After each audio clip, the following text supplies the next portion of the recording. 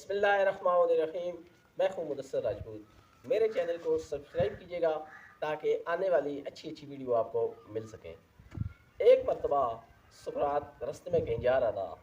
رستے میں اس کو ایک طالب علم ملا۔ اس نے سوال کیا کہ آپ مجھے یہ بتائیں کہ آپ کے پاس یہ علم کیسے آیا، آپ کے پاس ہر سوال کا جواب کیسے آ گیا؟ تو انہوں نے کہا ہے کہ صبح میں دریا کے کنارے نہانے کے لیے جاتا ہوں تو تم وہاں آ جانا۔ صبح سویرے سویرے طالب علم وہاں پہنچ گیا تو آپ نے کہا ذرا پانی میں آ جائیں۔ جیسے ہی وہ پانی میں آیا تو آپ نے یکدم اس کو پانی میں ڈبو دیا۔ تھوڑی دیر گزری، جب اس کی سانس بند ہونا شروع ہوئی تو اس نے زور لگا کے باہر آ گیا اور ہاتھ چھڑا کر بڑی مشکل سے کنارے پر پہنچا۔ تو سقراط نے اس سے پوچھا کہ بتائیں کیا محسوس کیا آپ نے؟ انہوں نے کہا کہ ایک ہی چیز محسوس کی کہ کسی نہ کسی طرح سے میری سانس بحال ہو جائے۔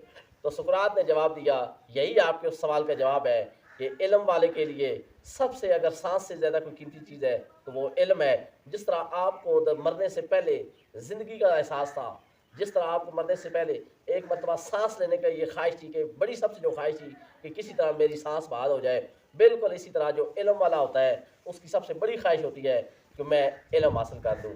اور علم کی کوئی لمٹ نہیں ہے، علم کی کوئی ایک خاص لمیٹیشن نہیں ہے، بلکہ علم جو ہے یہ آپ چلتے پھرتے حاصل کر سکتے ہیں، آپ کتابوں سے حاصل کر سکتے ہیں، آپ فلم سے حاصل کر سکتے ہیں، آپ بزرگوں پر محفل میں بیٹھ کر سکتے ہیں، آپ عالم لوگوں کے پاس بیٹھ کر سکتے ہیں، آپ پروفیسروں کے پاس بیٹھ کر علم حاصل کر سکتے ہیں۔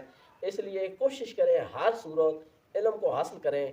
جب تک آپ کی سانس میں سانس ہے، جب تک آپ کی جان میں جان ہے، علم کو ضرور حاصل کریں، کیونکہ علم میں ہی کامیابی ہے۔